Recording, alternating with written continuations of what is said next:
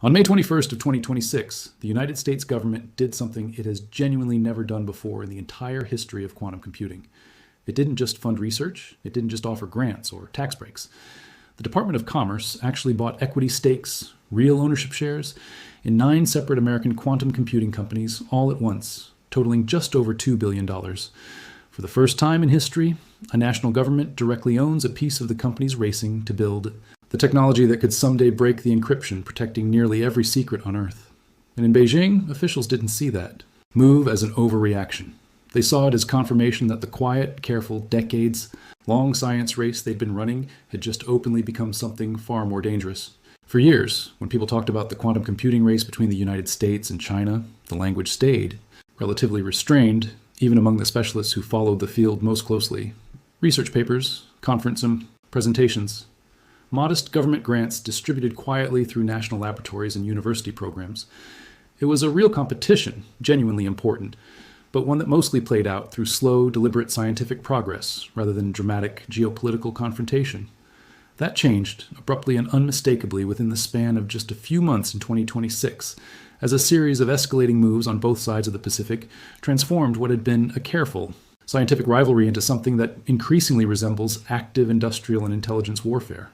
To understand why this specific moment represents such a meaningful escalation, and not simply another incremental headline in a story that's been simmering for years, you need to understand exactly what quantum computers threaten to do once they're powerful enough to actually do it. Nearly every secure system protecting the modern world, your bank account, your medical records, classified government communications, military command systems, relies on encryption methods that would take a classical computer, even one of today's fastest supercomputers, an amount of time longer than the current age of the universe to break through brute mathematical force. A sufficiently powerful quantum computer, using an algorithm mathematicians have understood in theory for decades, could theoretically break that exact same encryption in a matter of hours. That threat has a name inside the security world, one that's been circulating quietly among specialists for years, but has only recently started appearing in mainstream conversation. People call it Q-Day, the day a cryptographically relevant quantum computer finally exists, and encryption as we've collectively understood it, for the past half-century effectively stops working. Nobody knows exactly when Q-Day will actually arrive.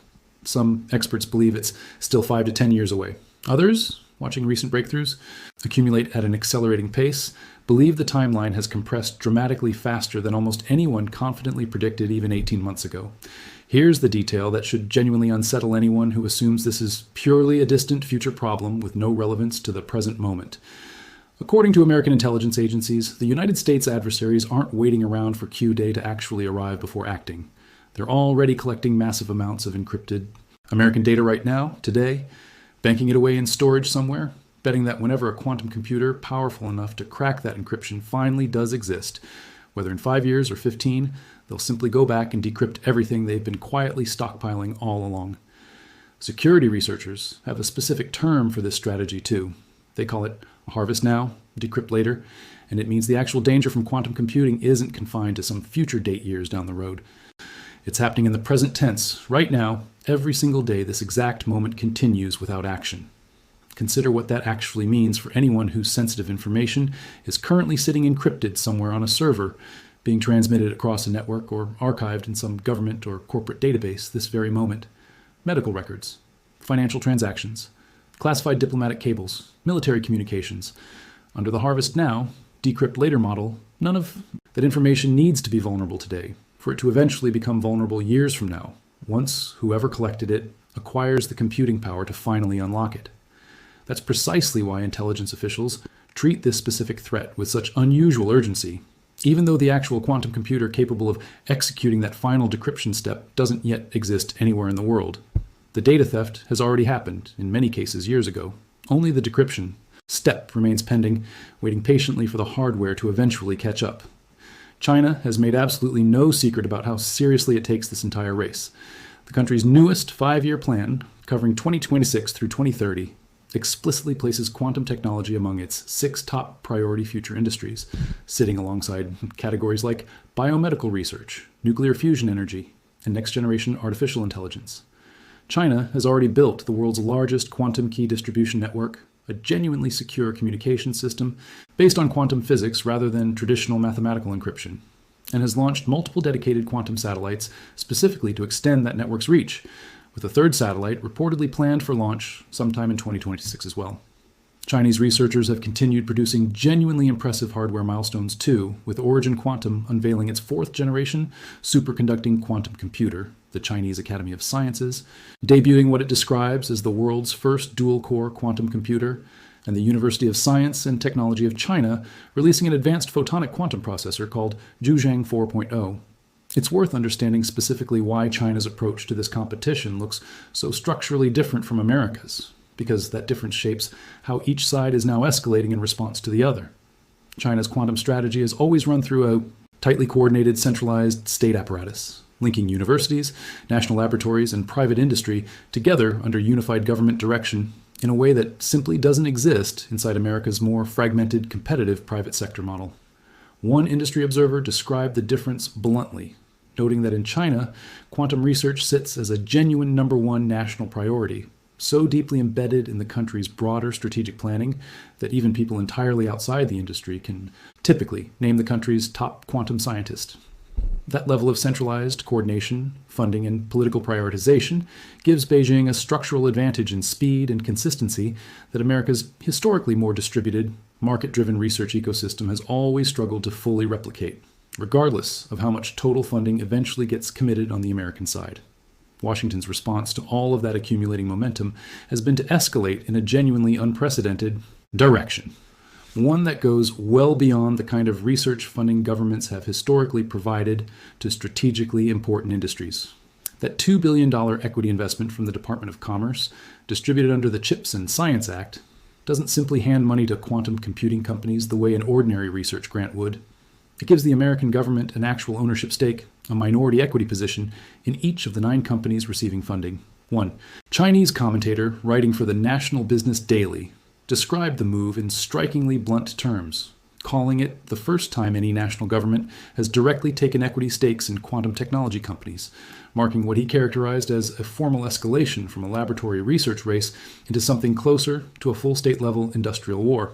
That specific framing matters enormously, and it's worth sitting with for a moment rather than rushing past it. Governments fund basic scientific research constantly through university grants, national laboratories, and various tax incentive programs without anyone treating that funding as a dramatic geopolitical escalation. But actually taking equity, actual ownership, in private companies working on a specific strategic technology is a fundamentally different kind of government action, one that signals the country isn't simply supporting research anymore. It's treating quantum computing capability the exact same way it once treated nuclear weapons capability, or more recently, advanced semiconductor manufacturing, as a strategic national asset too important to leave entirely in private hands, subject only to ordinary market forces and private investor decisions. That comparison to semiconductors isn't just a loose analogy either.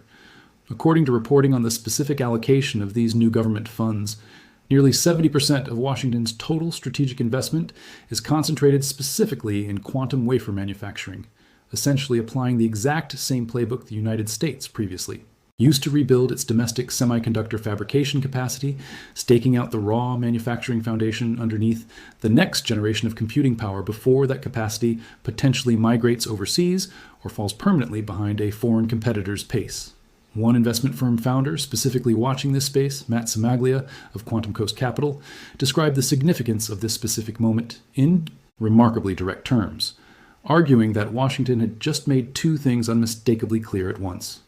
The country intends to build the most capable quantum systems anywhere in the world, and it simultaneously intends to defend the infrastructure and data those exact same systems could eventually be used to break.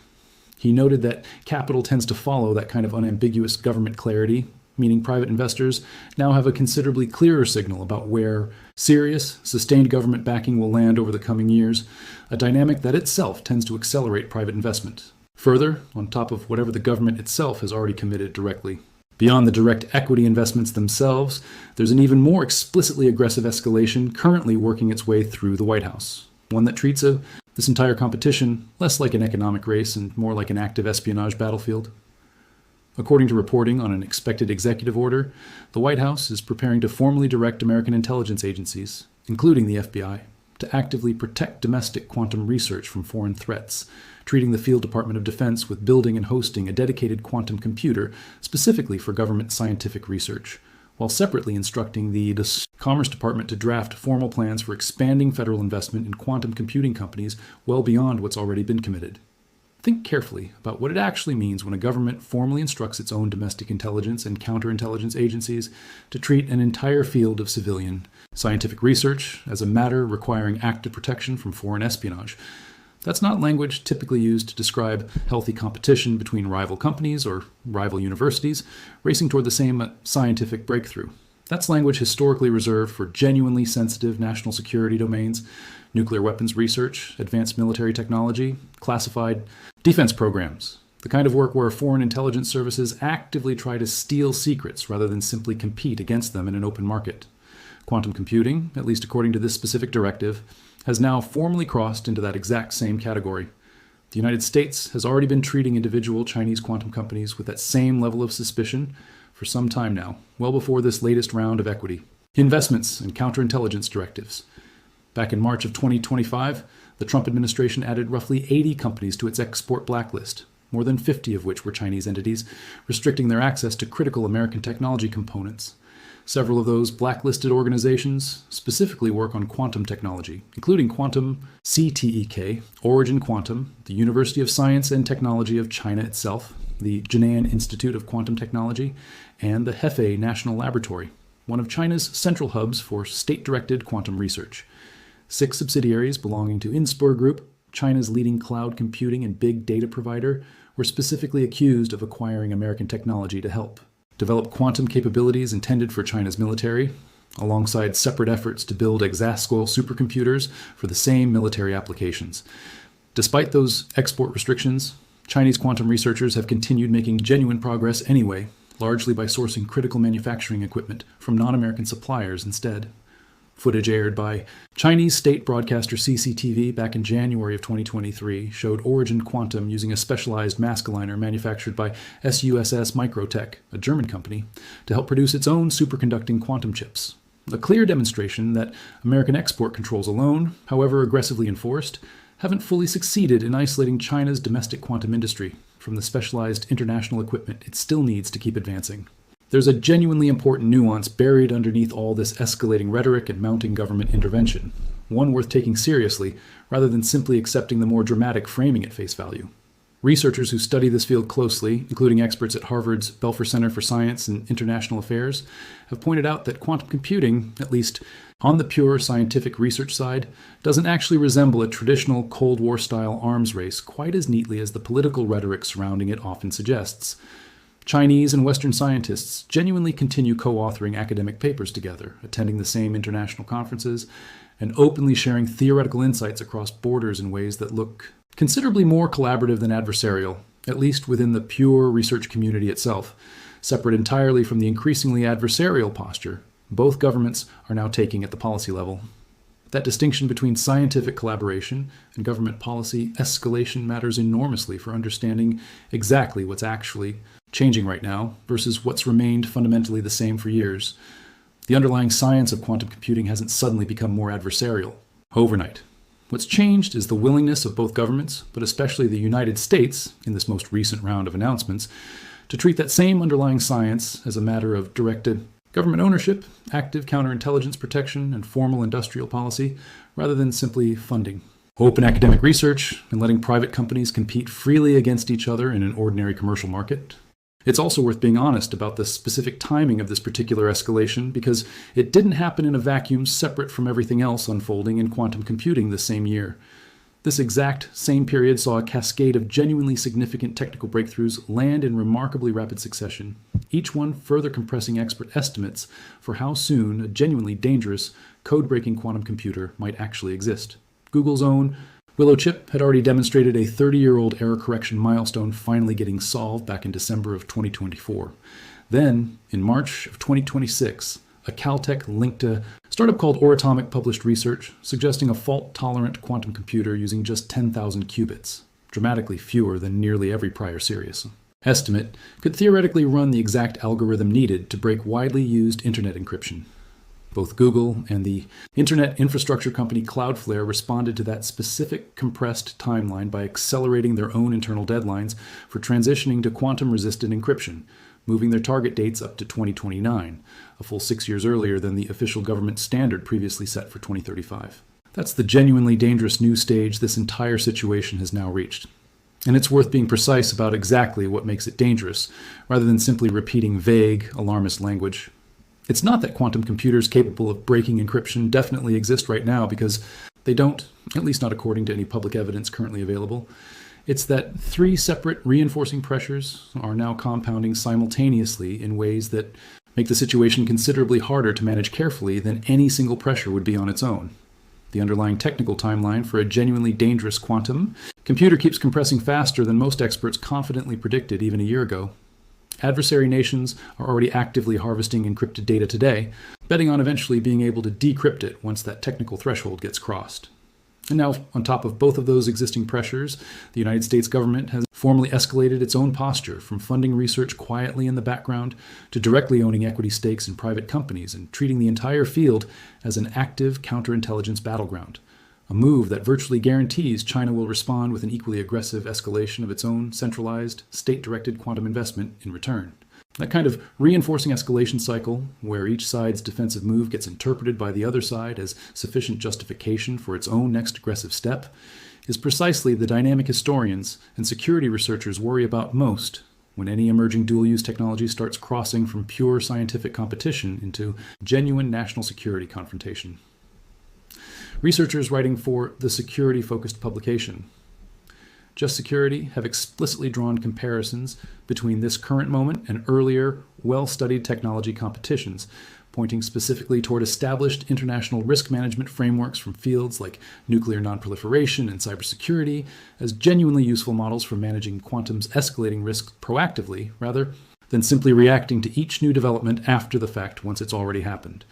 Whether policymakers on either side of this competition actually heed that specific advice remains to be seen, and reasonable, well-informed experts currently disagree about exactly how urgently the broader public should be worried about all of this right now, today.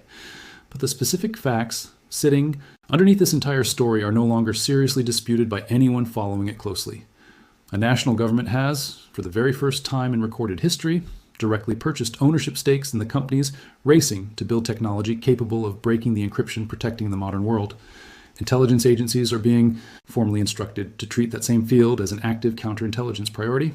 And on the other side of the Pacific, a rival superpower has already spent years treating this exact same technology as one of its own top handful of national strategic priorities, funded through a centralized, coordinated state apparatus explicitly designed to move faster and more efficiently than any individual private company ever realistically could.